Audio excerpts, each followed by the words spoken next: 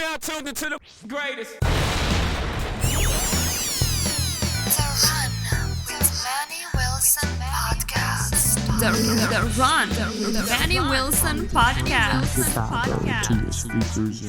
The best sports podcast there is. Yes, sir. What's up, everybody? Welcome back to The Run with me, Manny Wilson, all the way from Detroit to Chicago to your speakers and headphones.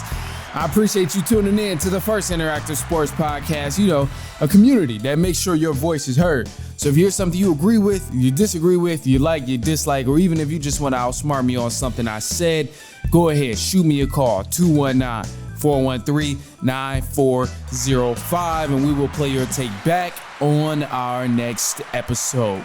And shout out to SeatGeek for sponsoring this episode. Get $20 off your first ticket purchase when you use the promo code The Run Podcast. This code can only be applied for first-time users on the mobile app or website. So I'm not sure about you, but baseball season is still going on pretty strong right now. So I'm going to go ahead and create me an account and go to one of these games. And even though the Cubs is kind of bad, and even though the White Sox is a little bit bad right now, still worth seeing some good entertainment. So go ahead, create that account and use that promo code.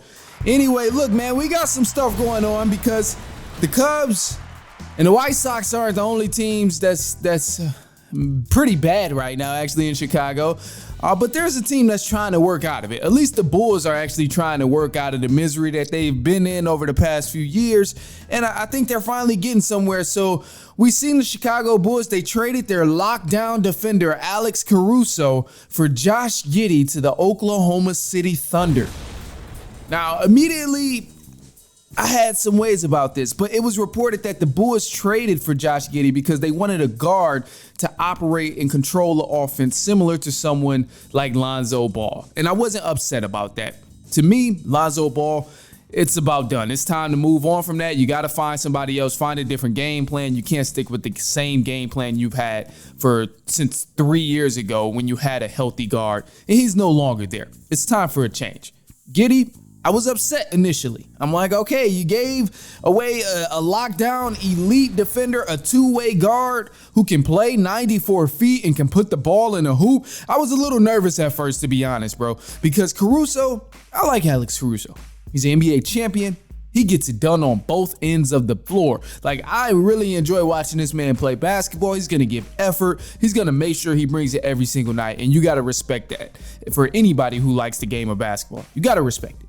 Giddey, on the other hand, initially looking at the stats, 12 points, 6 assists, and 4 rebounds. But then I started to look into this a little bit more because obviously we know SGA is the star over in Oklahoma City. And without SGA playing, Josh Giddey, in 32 games that he played without SGA, he had 16 points, 7 rebounds, or he averaged 16 points, 7 assists, and 8 rebounds through that time where SGA was gone. And I thought this was dope, and could be a huge help for the Bulls because, you still have DeRozan. They plan on getting him there. Kobe White can kind of play off ball a little bit, can do his thing on the arc and just play ISO and just play his game because Kobe White has been a bucket with DeRozan, without DeRozan. Either way, we've seen Kobe White act a fool on the offensive end in a good way. So you add Giddey, someone who's going to try and control the offense, it can work. The biggest thing now is just getting rid of Zach LaVine because he's that piece right now that's stopping the Bulls from finding the rest of the guys they need to consistently get to the playoffs. When I say the rest of the guys, I mean another wing that can shoot, a pure shooter, a 4 that can stretch the floor a little bit. Still keep Vujacic, but other than him, you're going to need more guys that can spread the floor, or a center and some bench pieces to help when DeRozan's not on the floor and Kobe White's not on the floor, because right now they don't have any bench support. Giddey is going to help a little bit, but I'm not completely sold on Giddey right now.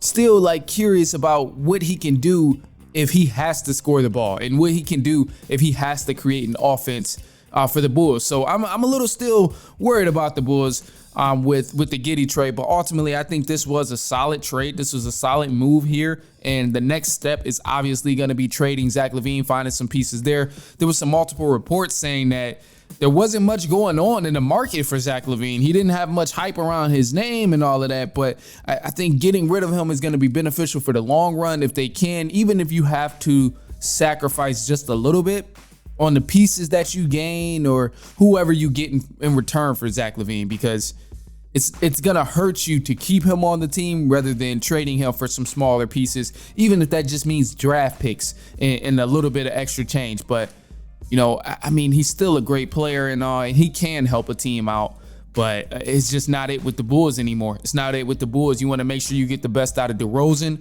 while he's still there. Kobe White has been playing on another level. He's going to be good to keep around the Bulls organization for some years to come. And then Giddey also, he as long as he can play his role, they'll be all right. So, I'm not upset at this move with the Bulls. I think it's a great move overall, but it's not the only move that doesn't happen in the NBA, because there's the other team on that other coast that's been making some moves. They've been looking for a head coach. They finally got their head coach in the Los Angeles Lakers. They hired JJ Redick as the new head coach in LA. And quick side note here, because we got news and more. I got a special guest on the show as well. He's going to join us. But quick side note, because the Lakers, they hired JJ Redick as the new head coach. And this is a guy with zero coaching experience. JJ Redick has never coached in the NBA on a collegiate level, high school level, none of that. I think on his resume at best, he was like a volunteer at a high school or something like that, but he's never coached, and this is who the Lakers chose to go to. And now it just makes me think that there was that speculation of, JJ Redick started a podcast with LeBron, and ultimately he did this because he knew Darvin Ham was going to get fired, and he wanted to put himself as the primary candidate that knows LeBron and that can connect with LeBron and that can connect with all the Lakers and all the young talent that's over there and Anthony Davis, and look how much he knows the game. That was a theory that was going on. It looks like it proved to be correct because, now we see JJ Redick as the head coach for the Los Angeles Lakers. Did not coach a single game, has plenty of player experience, obviously, but it's still somewhat wrong because there was a lot of great coaches out there. Kenny Atkins, who was out there, and he just took the job over in Cleveland. You still got Mark Jackson, who's been dying for an opportunity to coach basketball again. So many other people out there. Budenholzer, who's proved that he can win a championship and then won a championship with the Milwaukee Bucks. There's plenty of other coaches that are qualified, but it just goes to show, and I'll say it once, I'll say it again, but it's not about always being the best at what you do. Sometimes it's simply about who you know. And that's just proven over and over and over again, because JJ Redick being the head coach of the Los Angeles Lakers, it's crazy. I think he'll do a good job. JJ Redick was a fairly solid player. He perfected his craft as much as he could. He was very disciplined in his craft of making sure he was always up to par for the games and just being in a solid routine. So I have faith in JJ Redick, but it's just kind of sketchy. It's kind of sketchy to hire a guy who's never coached. It's hiring somebody with no job experience in a weird way. But anyway, look, man, we got some news coming up, and then again, special guest JB is here. He's going to be on the line with me when we come back from the break after the news, so just hang tight. We'll be right back. It's halftime.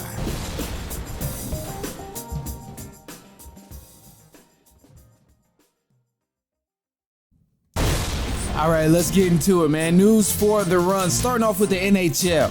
For the first time in franchise history, the Florida Panthers have won the NHL Stanley Cup. It turned out to be a great series as the Panthers led the Oilers 3-1. Early on in the series, the Oilers, they forced a Game 7, but it just wasn't enough to stop the Panthers from winning that Game 7 and bringing home the Stanley Cup. So kudos to them for bringing home the first franchise Stanley Cup. That is dope. And NBA free agency, there's a lot of different things going on. So the Denver Nuggets guard, Reggie Jackson, he's picking up his $5.25 million option to return to Denver for the 2024-2025 season. And the Minnesota Timberwolves coach, Chris Finch, he's agreed to a 4-year contract extension. Finch, he led the franchise to the first Western Conference Finals since 2004, and this is his third straight postseason trip. The Toronto Raptors' Scotty Barnes, he'll be landing a 5-year max rookie extension, and it's said the deal could be worth over $270 million. And now the Sacramento Kings free agent Malik Monk, he'll be signing a new deal, bringing him back to Sacktown as the deal is reported for 4 years, $78 million. And this also includes a player option at the end of that 4-year deal. Now, the Chicago Bears, or the Chicago Bulls, are out here making moves. The Bulls, they traded 2-time all-defensive guard Alex Caruso to the Oklahoma City Thunder for Josh Giddey. And apparently the Thunder, they made this trade with plans to keep Caruso around for the long term, which I can't blame him, because that is definitely a good guy you want to keep around, an experienced veteran and all of that. So it'll be great to keep Caruso. And the Los Angeles Lakers, they got themselves a new head coach, JJ Redick. And the Los Angeles Lakers have agreed to a 4-year deal solidifying his role as the new coach. And it's said by Rob Pelinka, the Lakers GM, that he was sold on JJ's ability to connect with the players and his basketball IQ. So there's also been multiple reports that multiple NFL owners are discussing the possibility of adding a separate salary cap for quarterbacks. This is due to the rapid increase in quarterback contracts. All right, man, look, so I got my guy JB here with me, here to break down this topic in the NFL. So he's joined me here on the call. Jared, what's going on with you, man? How you been? Hey, man, all is well, man. I cannot complain. That's what's up. I'm glad to hear that. I'm glad you're able to come on here and bless the people with your presence. But, you know, we was having this discussion about the multiple reports of NFL owners possibly adding a separate salary cap for NFL quarterbacks just due to the rapid increase in contracts. Now, I'm not really in favor of this. I think it's kind of silly that they're trying to do this. I'm just a firm believer in having a complete team. You need everybody. And if a quarterback is that damn good, then he either needs to take a pay cut or he doesn't need to get paid that amount that he's being paid, because it's just a team effort. And putting him on a pedestal of giving him a new salary cap might deflate the team. It might go in another direction. So I just kind of want to hear your initial thoughts on this potential salary cap for quarterbacks instead of the entire team. Yeah, I'm going to have to disagree with you. Like, I'm all for it. This is a very interesting proposition. If I'm the owner of a team in the NFL, I will be in these meetings like lobbying for a separate quarterback salary cap, because the quarterback is arguably the most important position on the field. If you have a great at that position, your chances of winning increase exponentially. Right. And you know, that is valid. I noticed that too. Obviously, that's usually when quarterbacks get paid the most, is after they had some sort of success in the playoffs or in the postseason at all. But my issue really just comes from like a lot of these quarterbacks that are the highest paid and stuff. They're not Super Bowl winners, and they haven't really had much success in the postseason. So that's kind of where it irks my soul and it hurts me a little bit, because I'm like, if, for example, Trevor Lawrence, we know he just got paid, tied for the highest paid quarterback in the NFL. Like, if he hasn't had any success in the postseason, why are they paying him so much money? Like, that's where it hurts my soul. So what's your thoughts on quarterbacks not even having success but still getting paid this most, just kind of based on potential? Well, at the end of the day, we're not behind those doors of that organization. So if a general manager, if an owner, if a coach feels very strongly that they need to pay this guy because he has the potential to be a guy that can lead them to a Super Bowl one day, then they should pull the trigger on it. At the end of the day, they're the ones spending the money. They're the one putting fans in the seat. And if they feel like he's the guy for their franchise, he's the guy for their franchise. You know what? That is valid too. And I can't help but to think of guys like Daniel Jones. I can't help but to think of a few other bad examples where guys have gotten paid, but their production has decreased or they haven't lived up to that hype.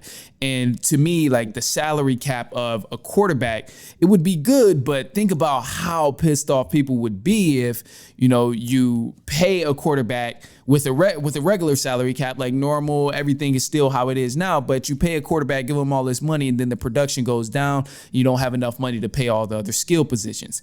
I like to think this is what the Cowboys is going through. I see it with the New York Giants right now because they paid Daniel Jones all that money just to hand it off to a running back who was dominant.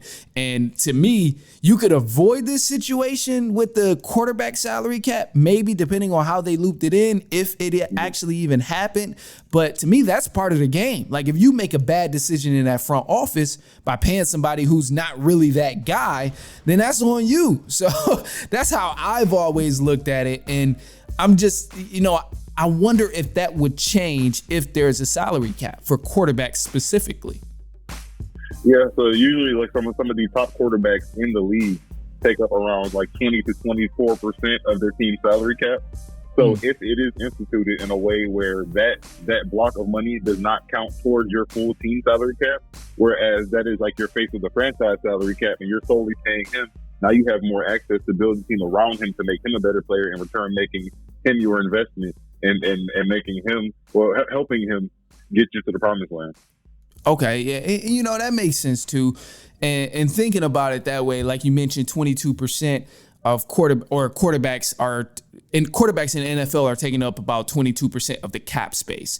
And looking at the list, I sometimes think quarterback play is just valued almost too much. Obviously, as you mentioned, it can make or break your chances of going to win a Super Bowl. And if you have that quarterback who's, that guy, then he can take you all the way far. But, I also feel like sometimes there's too much emphasis because out of all the quarterbacks in the top 10 highest paid right now, there's only been 3 that's actually been to the Super Bowl in about the past 10 years. So, and those Jalen Hurts, Pat Mahomes, and Jared Goff. And Jared Goff, we know, let's be honest about it, we love what he's doing in Detroit, but he's not really on that caliber of creativity and just skill set as a quarterback is the Pat Mahomes and Joe Burrows and Lamar Jackson. It's like, let's be real about it. So to me, I'm like, sometimes too much emphasis can be placed on the quarterback position rather than making a well-balanced team. What's your thoughts on that? Well, ultimately, Jared Goff, watching the Lions this season, he's their guy. So he's kind of entering the prime of his career. And so the Lions have done a great job at drafting, because right now the ideal recipe for building your team is having a young quarterback on a rookie deal, or like drafting skill guys that can contribute early on rookie deals, so that they're giving you production for a low price until it's time to pay them. So like in terms of Jared Goff, the Lions have done a great job of surrounding him with players. So I'm looking at the list of the top 15 highest paid QBs. I noticed that a lot of the older guys, such as the Aaron Rodgers, the Matthew Stafford, the Kirk Cousins, they're not making up nearly as much of a percentage as the guys who are entering their prime or in their prime currently. Because you can never tell how long someone's prime is. Right. So the older guys, their contracts isn't really up as high in the market right now, and maybe it is just because when they took on their deals, like it was big at the time, but then, as inflation goes on and on, salary cap increases and stuff, maybe it's a little bit less. Now, I do want to ask too, just kind of to steer in the same direction, but slightly off topic. Out of the top 10 highest paid quarterbacks, what quarterback are you taking on that list? Honestly, I think Lamar Jackson's my guy. He's an electric athlete, but he's also a great quarterback. He runs his offense, and those guys were just in the AFC Championship game a year ago, going up against Patrick Mahomes. Yeah. So, like, if I had to pick anybody to stop this Chiefs dynasty, it would be Lamar Jackson. Lamar Jackson. Okay, I would go Pat Mahomes for sure.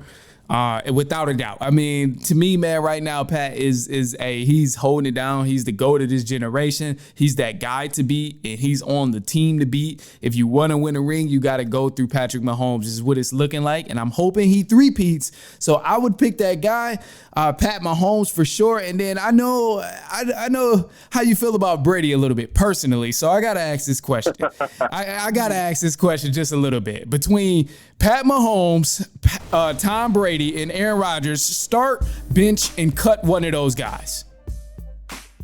Okay, I'll start Patrick Mahomes. Patrick Mahomes is the most physically talented of the three, and yet he's also very versed in prepping for the game. be able to make changes and adjust on the fly from year to year, different personnel, all that stuff. So I'm starting Patrick Mahomes. On the bench, I'm taking the GOAT, Tom Brady, as much as it pains me to say that. But he is also a Michigan man. But Tom Brady had it all up top. He was able to run his offense to perfection, run Bill Belichick's offense to perfection. He was able to win 7 Super Bowls and then also do it with the Buccaneers. So I'll give it to him there, and then I'll have to cut Aaron Rodgers. Aaron Rodgers is supremely talented, but he's not the winner those guys are. That's where we going with it. He not the winner. He's not the winner. Those guys. He's not the winner. Okay. I can give you that. Obviously, because the other guys have more rings and stuff. But man, I don't know. That's tough. That's a tough one. I think if I had to do it, I would start Brady.